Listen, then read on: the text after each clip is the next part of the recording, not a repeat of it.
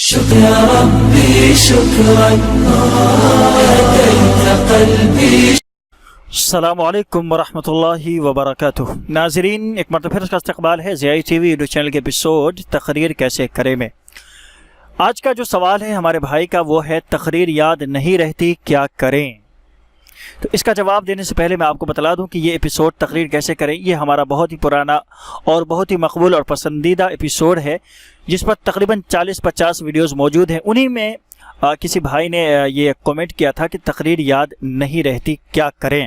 اس طرح کے سوالات اگر آپ کے بھی ذہن میں ہو تو پلیز اسی ویڈیو میں کریں تاکہ آئندہ آنے والی ویڈیوز میں ہم دے سکیں. آپ دوسری تیسری کسی اور ویڈیوز پر نہ کریں.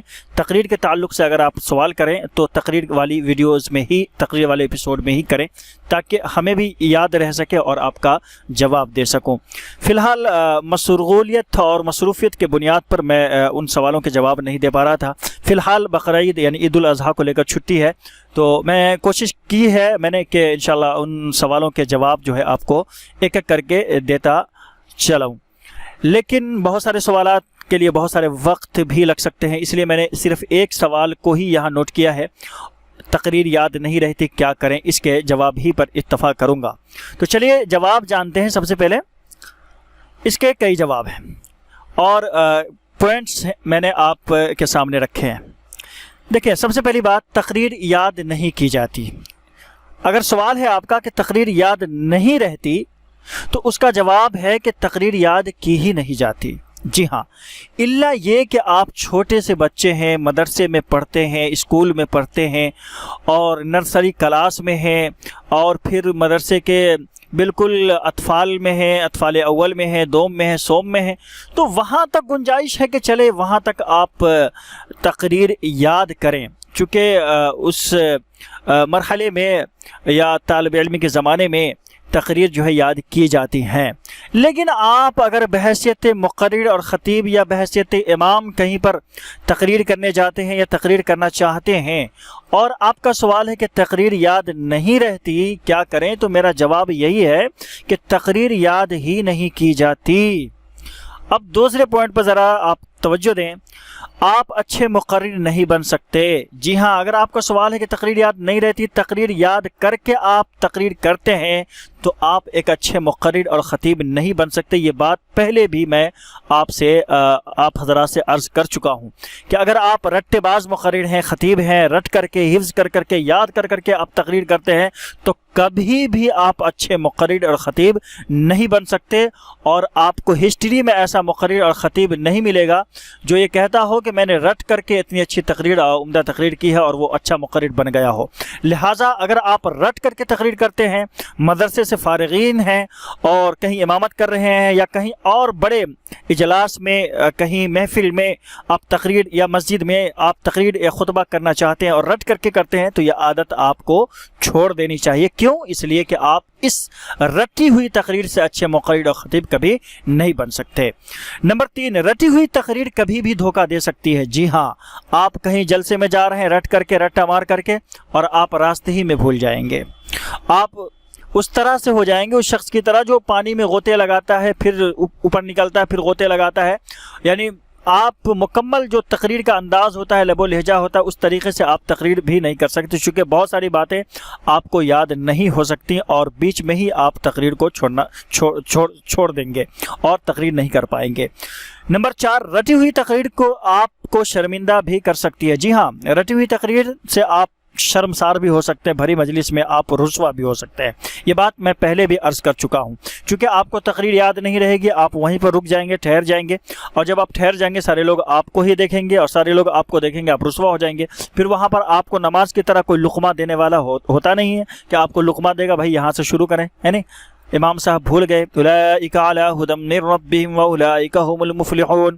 اب امام صاحب ٹھہرے ہوئے ہیں تو پیچھے سے کوئی نہ کوئی حافظ جو ہوتا ہے دے دیتا ہے لقمہ. تو یہ قرآن تو ہے نہیں کہ امام صاحب کو کہیں گے کہ آگے پڑھیے، ان الذین کفروا سواء، تو وہاں پر آپ کو کوئی لقمہ دینے والا ہوگا نہیں. لہٰذا رٹی ہوئی تقریر سے آپ شرمسار بھی ہو سکتے ہیں، بھرے محفل میں شرمندہ بھی ہو سکتے ہیں، رسوا بھی ہو سکتے ہیں.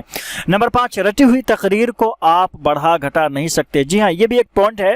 میں نے اس پر بھی آپ کو ایک ویڈیو بنا کر دیا تھا کہ کسی بھی تقریر کو جو ہے گھٹا کیسے سکتے ہیں، بڑھا کیسے سکتے ہیں. بڑھانے کا طریقہ کیا ہے, گھٹانے کا طریقہ کیا ہے. تو وہاں پر ایسے سچویشن میں جب آپ کو کہہ دیا جائے کہ بھائی آپ گئے ہیں 10 منٹ کی تقریر یاد کر کے, آپ کو کہا جائے کہ امام صاحب, مؤذن صاحب, مولانا صاحب آپ جو ہے نا آدھے گھنٹے بولیں, ابھی مولانا حضرات جو ہے تشریف نہیں لائے ہیں, علماء حضرات, لہٰذا آپ جو آدھے گھنٹے بولیں. اب وہاں پر آپ کیا کریں گے؟ آپ تو رٹ کر کے گئے ہیں صرف 10 منٹ کی تقریر. اب ظاہر سی بات ہے وہاں پر آپ رٹی ہوئی تقریر کو آگے بڑھا نہیں سکتے. یا پھر آپ سے کہہ دیا جائے کہ 10 منٹ کے بجائے مولانا صاحب بہت سارے علماء آ گئے ہیں, اس لیے آپ 10 منٹ جو ہے تقریر نہ کریں, برائے مہربانی آپ صرف 5 منٹ ہی لیں. تو آپ نہیں کر سکتے ایسا, یعنی تقریر کو آپ گھٹا بڑھا نہیں سکتے جو رٹی ہوئی تقریر ہے.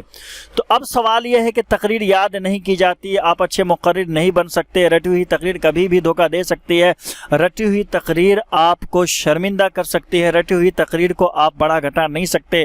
تو اس کا جواب کیا ہے؟ تقریر یاد نہیں رہتی تو کیا کرے؟ اس کا ایک ہی جواب ہے. تو آئیے جواب سنتے ہیں. جواب ہے تقریر کے اہم عناصر یعنی پوائنٹس کو ہی ذہن نشی کریں. جی ہاں, اس کا صرف اور صرف یہی ایک جواب ہے کہ تقریر آپ بالکل بھی یاد نہ کریں. تقریر آپ یاد کر بھی نہیں سکتے. آپ 5 منٹ کی, بہت زیادہ 10 منٹ کی تقریر یاد کر سکتے ہیں, آدھے گھنٹے کی تقریر تو یاد کر نہیں سکتے.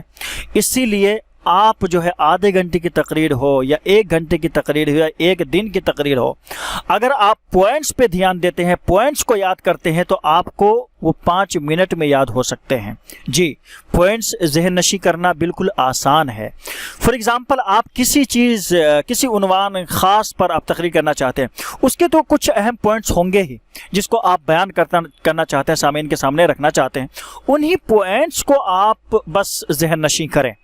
اب وہ کس طرح سے کرنا ہے, ویڈیو لمبی ہو جائے گی, میں آنے والی ویڈیوز میں بتلاؤں گا کہ آپ جو ہے کسی بھی تقریر کے اہم حصے, اہم پوائنٹس, اہم عناصر کو کس طرح سے ذہن نشی کریں اور کس طرح سے ہمیں کرنے چاہیے جو ہم کو یاد رہ سکے, ہم اس کو بھولے نہیں. اور کس طرح سے کیا جاتا ہے, بالکل آسان لفظ میں کہیں تو اہم عناصر کو کس طرح سے یاد کیا جاتا ہے اور اس کا طریقہ کار کیا ہو, تو آنے والی ویڈیوز میں انشاءاللہ تعالی میں اس کو بتلاؤں گا. لیکن آج جو سوال ہے تقریر یاد نہیں رہتی کیا کریں, تو اس کا ایک ہی جواب ہے کہ تقریر کے اہم گوشے, اہم حصے, اہم پوائنٹس کو, اہم عناصر کو آپ ذہن نشی کریں. مکمل تقریر کو آپ یاد نہ کریں تو زیادہ بہتر ہے, اس سے آپ ایک اچھے مقرر اور خطیب نہیں بن سکتے ہیں. تو ملتے ہیں انشاءاللہ ایک نئی ویڈیو کے ساتھ اسی تقریر کے ایپیسوڈ میں انشاءاللہ. اگر آپ کے ذہن میں بھی کوئی سوال ہے تو آپ بھی کر سکتے ہیں. السلام علیکم ورحمۃ اللہ وبرکاتہ.